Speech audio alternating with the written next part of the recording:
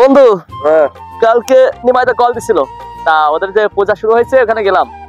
বৌদি দিদিরা যে ডান্স করছে, ঠিক আছে, একদম কোমর দুলায়া, হ্যাঁ, পুরাই পাংখা চিল, মানে এতটা মজা পাইছি, বিনোদন এত মজা পেয়েছি আসলে কি বলবো। প্রতি বছর এরকম অনুষ্ঠান হলে আমাদের ইনভাইট করে আমি যাই, ভাই বন্ধু আছে, চিন্তা করতেছে আছে তোকে নিয়ে যাই, নতুন চমক। বন্ধু আজকে আমিও যাবো, ঠিক আছে, আজকে যাবো শেষ পুজো, আজকে ওরা মূর্তি ডুবাইবে আর দেই দুদিনে প্রেম টেম করতে পারিনি। বন্ধু কালকে বৌদি দুটো পাঠাইছি, নাম্বার টাম্বার দিয়ে কথা হলো রাতে, বেশ মজা পেয়েছি, ঠিক আছে। আর ডান্স তো দেখোস নাই, আজকে আবার যাচ্ছি, ওরা আসবে, ঠিক আছে। তো মনে কর পুরাই জামাই ফেলাইবে একবারে, যাবি না আমার সাথে? আমি যাবো। আচ্ছা চল, আচ্ছা যাই তাহলে। তোমরা কোথায় যাচ্ছ ভাইয়া? ভাই ওই যে নিমাই আছে না আমার বন্ধু, দাওয়াত করলো, ওদের পূজা নাকি আজকে দশমী, ঠিক আছে, ওই দেখতে যাচ্ছিলাম। আচ্ছা তোমরা পূজার মণ্ডপে যাবা? আমার 10 মিনিট সময় দেওয়া যাবে? আচ্ছা ঠিক আছে, আমার একটু সময় দাও, তোমার সাথে কিছু কথা বলবো। ও আচ্ছা, সময় দেবো, আচ্ছা ঠিক আছে, চলেন তাহলে কথা বলি।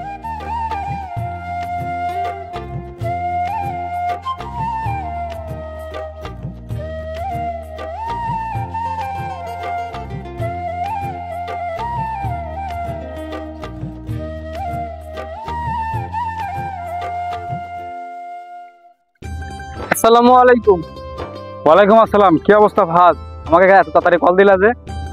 ইমার্জেন্সি বলে কথা বলবা, কি বলো আমাকে বলো শুনি। পাখা যাইতে আমার সাথে, রাস্তায় কি কথা বলবো? এই কি তোমার আব্বু? এই রহমতুল্লাহ, এদিকে আসো।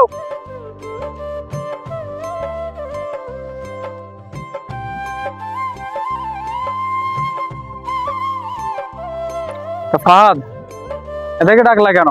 কি হয়েছে আমাকে বলো, আমি শুনি কি ঘটনা। আচ্ছা রাশেদুল সাহেব একটু দাঁড়ান, ওদের ডাকছি একটু কারণ আছে। আচ্ছা নাসির, আমি তোমাকে 10,000 টাকা দিতে আছি, আমার সামনে, তোমার আব্বুর সামনে রহমাতুল্লাহকে আব্বা বলে ডাকবা। কি বলেন ফাহাদ ভাই, আমার আব্বু থাকতে আমি আমার ছোট ভাইয়ের বয়সে একজনকে আব্বু বলবো? কি সব উল্টোপাল্টা কথা বলেন, মাথা ঠিক আছে আপনার?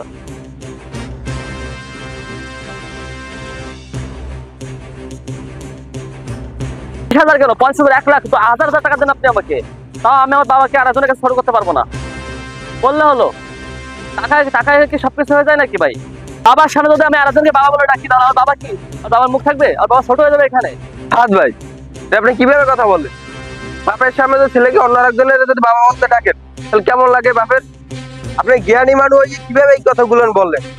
আচ্ছা ঠিক আছে, তোমার শান্ত হও, সবকিছু আমি তোমাদেরকে বুঝাই বলতে আছি। আচ্ছা নাসির, তোমার বাবার সামনে অন্য আরেকজনকে তুমি বাবা রাখতে পারবে না, কারণ তোমার বাবা ছোট হবে বলে। তোমার রব কে? তোমাকে খাওয়ায় কে, পড়ায় কে? এই পৃথিবীতে আলো বাতাস দিয়ে তোমাকে বাঁচাই রাখছে কে? অবশ্যই আল্লাহ সুবহানাহু ওয়া তাআলা, যার অশেষ রহমতে, তিনার নিয়ামত খেয়ে আমি এখনো বেঁচে আছি। অথচ যেখানে আল্লাহর সাথে শিরক করা হয়, আল্লাহকে ছোট করা হয়, সেইখানে তোমরা যাইতে আছো নাচ গান করার জন্য। আচ্ছা শোনো, তোমার এক বন্ধুকে আজকে তো জুমার দিন, নামাজ পড়ার জন্য দাওয়াত দিবা, আর দুপুরে গরুর গোশত দিয়ে ভাত খাওয়ার জন্য বলবা, দেখবা সে খায় কিনা, তাহলে আমি 1,00,000 টাকা তাকে দেবো।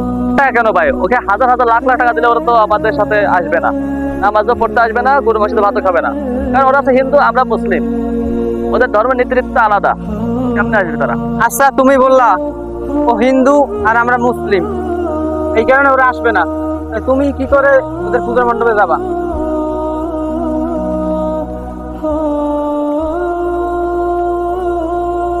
শোনো, একটা কথা মনে রাখবা, আল্লাহ তাআলা শিরককে ক্ষমা করে না। আমাদের নবী হযরত মুহাম্মদ সাল্লাল্লাহু আলাইহি সাল্লাম শিরকের জন্য আল্লাহর কাছে কখনো সুপারিশ করবেন না। শোনো, একটা কথা মনে রাখবা, আমরা মুসলিম, ওরা হিন্দু, ওদের ধর্ম ওদের কাছে, আমাদের ধর্ম আমাদের কাছে। আর একটা কথা শোনো, ধর্ম যার যার, উৎসবও তার তার, এখানে তোমার যাওয়ার কোনো প্রয়োজন নাই। আর তারা যখন আমাদের কোনো অনুষ্ঠানে আসে না, আমাদের উচিত তাদের কোনো অনুষ্ঠানে দাওয়াত দিলেও যাওয়া উচিত না। তোকে কি আমি এই কারণে মাদ্রাসা পড়ালেখা শিখাইছি যে ইসলামের বিষয় তুমি জানো, শিখো। একটা কথা মনে রাখবো, আমার মুসলমান, আর তুমি কি করতে যাচ্ছ, নাচ গান করতে যাচ্ছ, এটা কি আমাদের সামনে আছে? আচ্ছা রাশিদুল সাহেব, গরম হইয়েন না, আমি ওরে যে কথাগুলা বলছি যদি ওর মাথায় ঢুকে তাই আজকে থেকে ও সবসময় নামাজ পড়বে।